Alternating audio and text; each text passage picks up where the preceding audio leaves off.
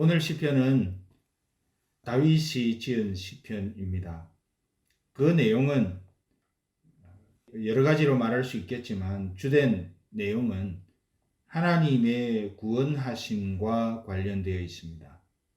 직접적으로 어떤 구원이라고 하는 그런 표현들은 나와 있지 않습니다. 그러나 이 시편 108편 전체를 보면 하나님의 구원하심과 직간접적으로 연결되어 있음을 우리는 알 수 있습니다. 우리가 구원에 대해서 생각하자면 많은 분들이 영적인 구원만 생각하는 경우가 있습니다. 그러나 오늘 본문을 우리가 잘 살펴보면 다윗은 영적인 구원뿐만 아니라 그것은 물론이고 우리가 살아가면서 겪을 수 있는 다양한 형태의 고난에서의 구원도 포함해서 하나님의 총체적인 구원에 대하여 노래하고 있는 것을 우리는 볼 수 있습니다. 이 과정에서 다윗은 먼저 자신의 마음을 확고하게 정했다고 그렇게 말을 합니다. 1절을 보겠습니다. 하나님이여 내 마음을 정하였사오니 내가 노래하며 내 심령으로 찬양하리로다. 여기서 마음을 정했다는 것은 여기 1절에 나와 있는 대로 마음을 정했다는 표현은 다윗이 마음을 정했는데 그냥 내 마음을 정했어 라는 그런 정도가 아니라 내 마음을 한번 정했는데 이 마음을 절대로 바꾸지 않겠다 하는 확신에 찬 고백이 1절의 말씀입니다. 기분이나 상황에 따라서 이랬다 저랬다 하지 않겠다는 겁니다.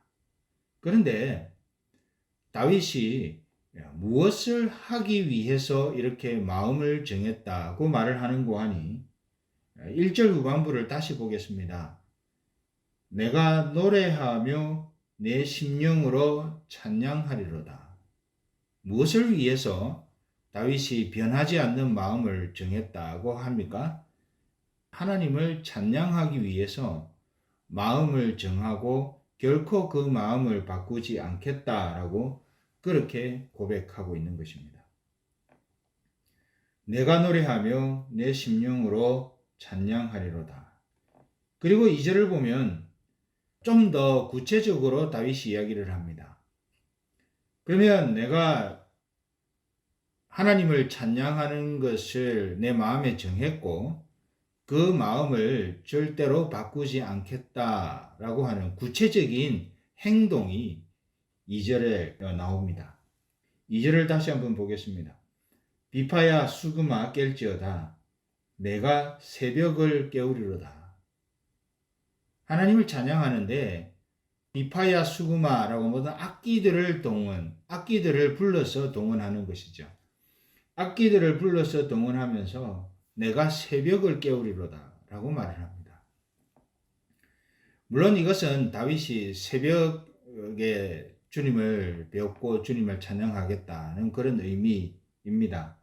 자, 그런데 많은 분들이 이 새벽을 깨우리로다 라고 하는 이 말씀 이 부분만 가지고 새벽 기도의 당위성을 이야기를 합니다. 물론 맞습니다. 그런데 이 말씀을 좀 더 한꺼풀 안으로 들어가서 보면 내가 새벽을 깨우리로다 라고 하는 이 말의 이면에는 다윗이 어떤 의도를 가지고 있는가 하니 하루를 시작할 때에 내가 하나님을 찬양하겠다라고 그런 뜻입니다. 하나님을 찬양하는 것을 위해서 마음을 정했습니다. 그리고 그 마음은 죽어도 변치 않겠다라고 하는 다윗의 결단도 있었습니다. 그리고 그 결단을 가지고 악기들을 의인화해서 악기들이 사람인 것처럼 비파야 수구마 부르면서 이제 자신의 결단을 어떻게 시행할 것인지를 말하는데 그게 새벽마다 일어나서 하나님을 찬양하겠다는 것인데 이것은 결국 하루를 시작하는 첫 시간마다 하나님을 찬양하는 것으로 하나님께 감사하는 것으로 시작하겠다라고 하는 그런 뜻이 되는 것입니다. 108편 전체를 읽어보면 시작부터 끝까지 하루를 시작하는 시간부터 마치는 시간까지 하나님을 찬양하는 것을 멈추지 않겠다는 그런 의도도 엿보입니다. 3절을 보면 이렇습니다. 여호와여, 내가 만민 중에서 주께 감사하고 열방 중에서 주를 찬양하오리니. 아침을 시작할 때부터, 하루를 시작할 때부터 하나님을 찬양하고 그 마음 변치 않겠다.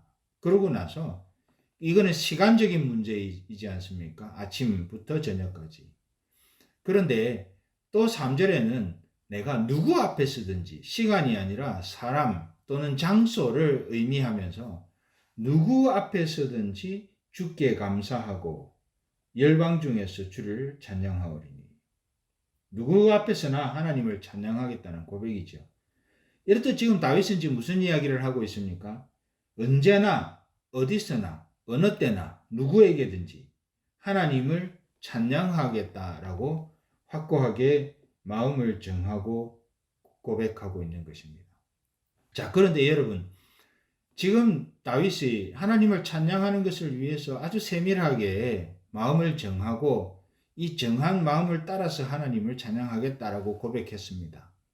자, 그런데 다윗이 왜, 무엇 때문에 하나님을 그런 방식으로, 그런 태도를 가지고 찬양하겠다라고 말하고 있는 것일까요? 이것이 중요하지 않습니까?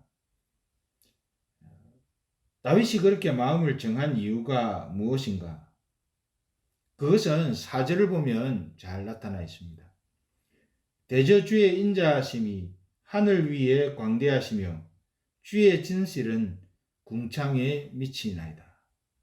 이 4절 말씀만 보면 이게 도대체 무슨 말씀인가 하고 좀 이해가 조금 어려울 수도 있습니다. 인자하심이 하늘 위에 광대하시다. 이 무슨 말입니까?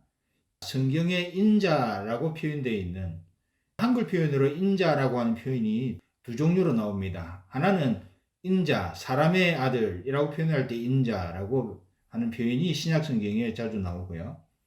두 번째는 이 인자라고 하는 표현은 하나님의 사랑을 의미할 때, 한자어로는 다르지요. 하나님의 사랑을 지칭할 때에 인자라고 하는 표현을 성경에서는 자주 씁니다. 그렇기 때문에 주의 인자하심이 하늘 위에 광대하시다는 말은 그런 하나님의 사랑이, 사람의 아들이 아니라 하나님의 사랑이 하늘 위에 광대하시다, 측량할 수 없을 만큼 크다라고 하는, 높고 크다라고 하는 그런 뜻입니다. 그리고 주의 진실은 궁창에 미치나이다. 주의 진실, 주의 진정성, 주의 진정, 이런 말입니다. 이 주의 진정함, 진정한 사랑, 이것이 궁창에 미치나이다 라고 무슨 말인가 하면, 이것도 역시도 궁창은 성경을 보면, 창세기를 보면 하늘에 궁창이 있다고 했습니다. 하늘에 미친다는 거죠.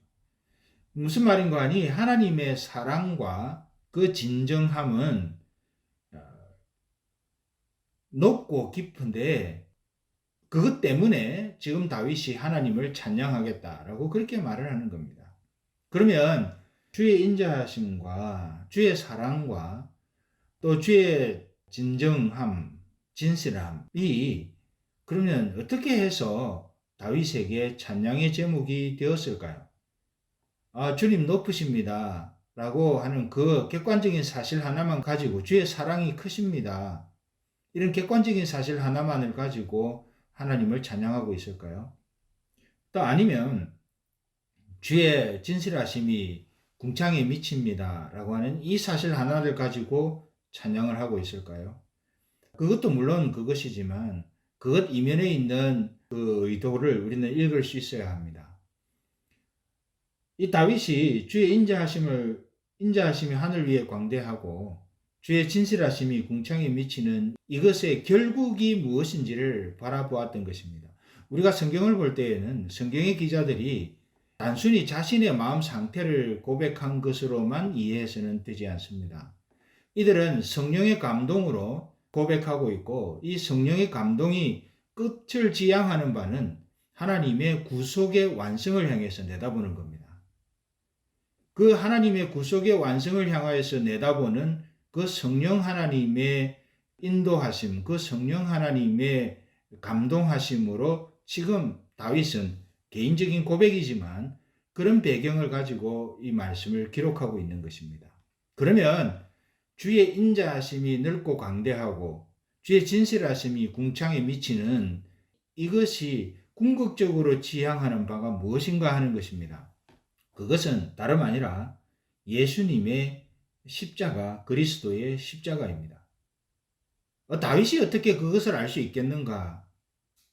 인간적으로 볼 때는 그렇습니다. 그러나 성령 하나님께서 이 문제를 이것을 감동하셨다라고 우리가 믿는다면 진실로 다윗은 그 성령 하나님의 감동을 따라서 궁극적인 그 장면들을 어떤 방식으로든 보고 느꼈을 것입니다.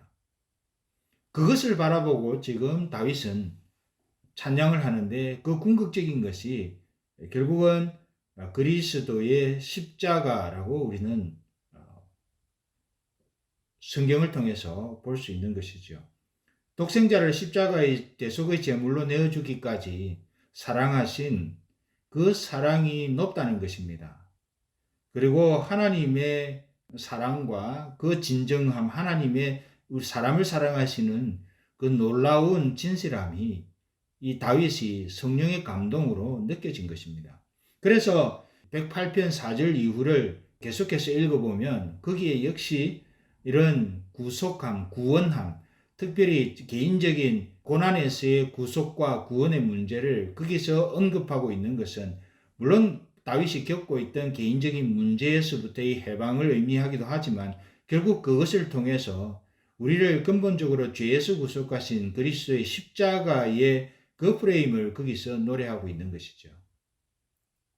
여러분, 그렇다면 과연 저와 여러분들도 저와 여러분에게 베풀어진 십자가의 구속의 사랑, 그것을 우리가 날마다 경험할 수 있도록 우리가 일상적으로 겪고 있는 고난과 어려움에서 해방, 상황과 환경을 초월해서 하나님이 주시는 그 크고 작은 어려움에서의 구속함, 근본적으로는 우리의 죄의 속박에서의 구속함을 우리는 기억할 때마다 그 찬송과 감사가 끊이지 않아야 한다는 사실을 우리는 기억해야 합니다.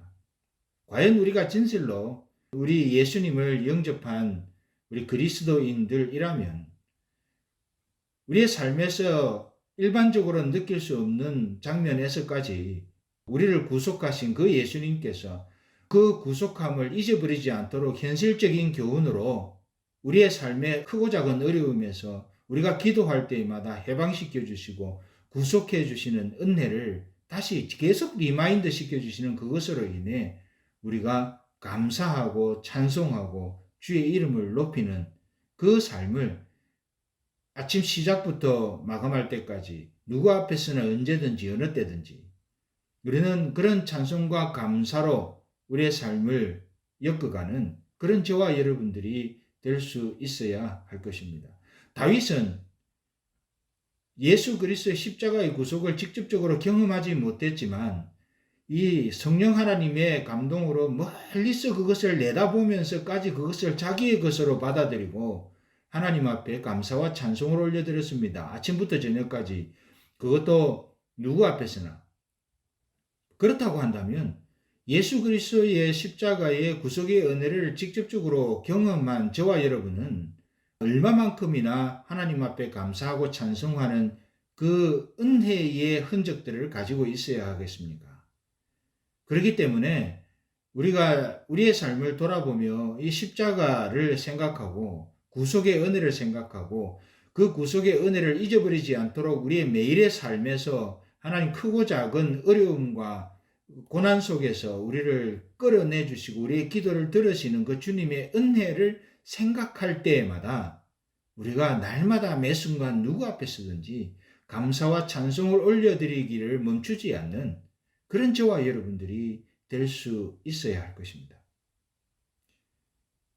그러므로 우리가 오늘 하루 우리가 결단해야 할 것은 내가 어떤 자리에서 어떤 모양으로 있었는데 어떻게 주님 앞에 나아왔는지, 어둠의 권세 아래 속했다가 어떻게 하여 하나님의 빛의 자녀가 되었는지, 그것을 다시 한번 돌이켜보고, 또 하나님께서 매일 순간에 우리가 기도할 때마다 어떻게 어려움에서 내가 미처 깨닫지 못했던 순간이 있었을지라도 어떠한 어려움과 고난 속에서 우리를 인도해 오셨는지, 그것을 기억하며 그것을 돌아보며 하나님 앞에 감사하고 찬송하는 그런 하루, 그런 우리의 평생이 될 수 있기를 주의 이름으로 축원합니다.